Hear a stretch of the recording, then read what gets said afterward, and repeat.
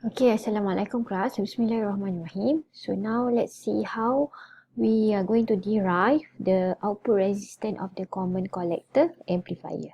Okay, so as we can see here, this is the small signal AC equivalent for the common collector amplifier. Okay, what is the difference between the common emitter and the common collector? Your equivalent circuit for the common collector will remain. You didn't do any swap, right? So you have some element here, left and below. But for your common collector, you are doing the swapping at the CE part here. So during your common emitter, what is your R out? Your R out is only until here only. So whatever you have run during the voltage gain derivation, that is your R out. But for your common collector amplifier, since the circuit is swapped, you are going to invert from C to E become E to C. What is your real R out? You need to take into account the whole of the circuits. Okay, so now what we want to do is we want to derive what is the real output resistance for the common collector amplifier. Again, for your common emitter, what is your R out? Only at between your C to E, whatever resistance you have here, you are going to parallel it. But different from your common collector, since you do the swapping, so your common collector output resistance will be different. So now what you need to do is, you need to introduce what we call imaginary voltage source, and also you're going to introduce imaginary current source. So when you want to introduce the voltage source and the current source at the output, you are going to turn off the input source here, so making it short. Okay, and your RS will be always equal to 0 to simplify the derivation. And next you're going to introduce here what we call imaginary Vx, and where is your Ix is the current flowing through the Vx. So how is the circuit looks like? So your source here will be short circuit.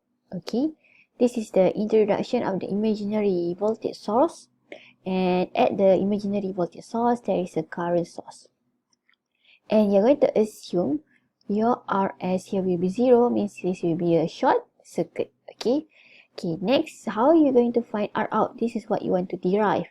So according to the Ohm's law, R equal V over I, so it becomes R naught equal Vx over Ix.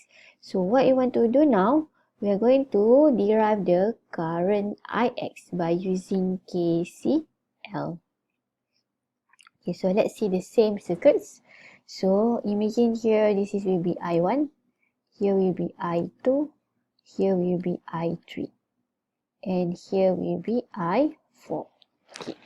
Now, since we have a short circuit here, okay, previously we have a voltage source, but we're going to turn off and having a short circuit here.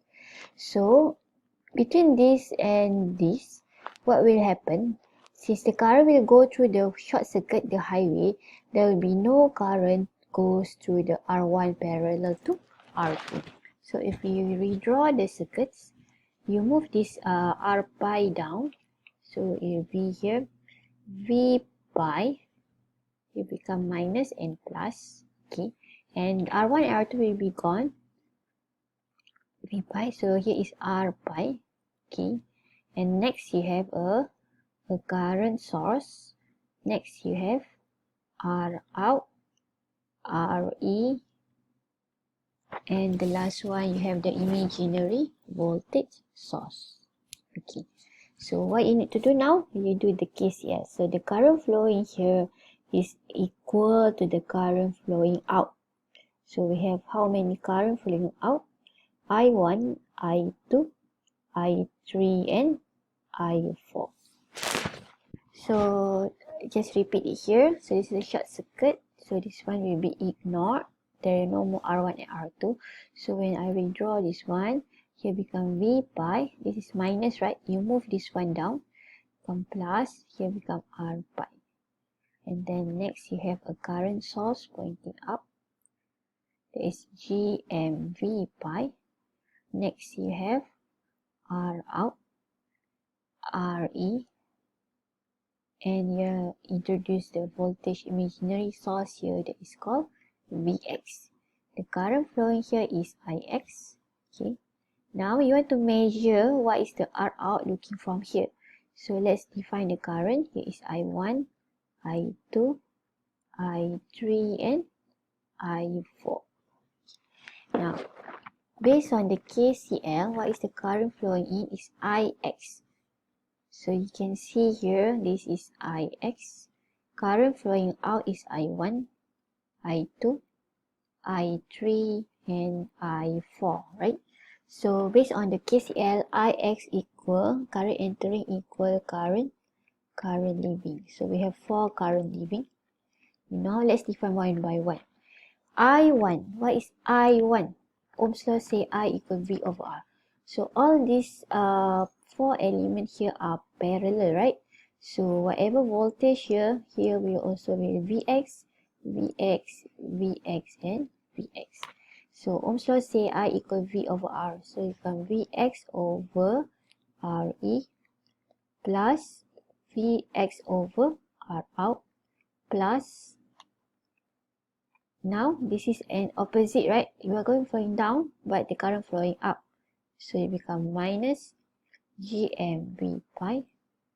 Okay. And again, if we say here Vx over R. Okay. Now what is the relation between Vx and V pi? All here are Vx, but your V pi is minus plus, your Vx is plus minus.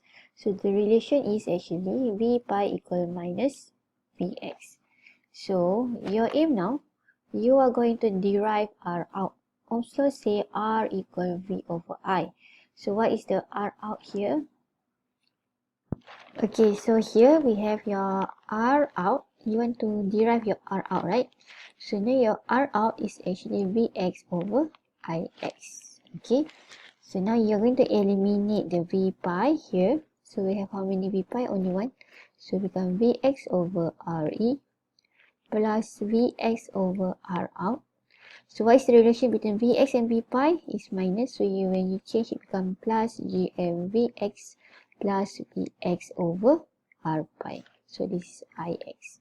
So if you take out your Vx, it will become 1 over Re plus 1 over R out plus Gm plus 1 over R pi.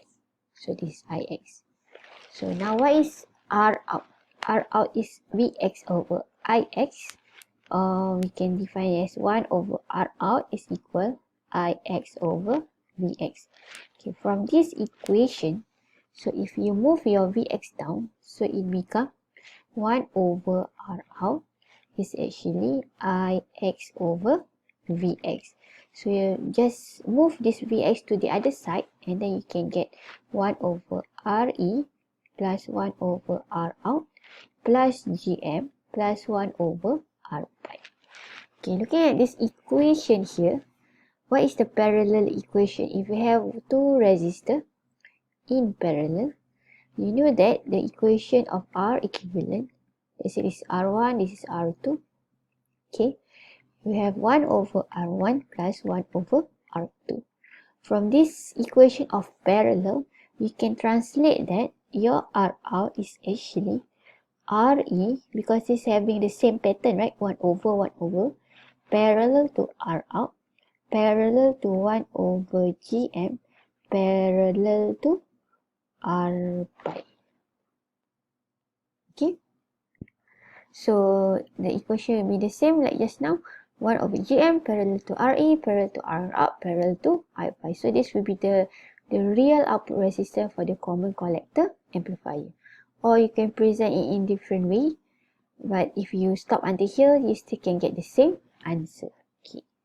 So for example, the question we say, calculate the output resistance of the emitter follower. So why we call this one emitter follower?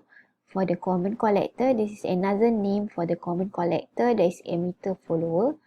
Okay, because the gain is always almost 1. So it just follow whatever input and give the output. So I given all the unknown here, R pi, R naught and Re. Either you want to use this formula or you use the other formula 1 over GM parallel to R pi parallel to RE parallel to R out, like I showed before. Okay, and then you can get the final output resistance.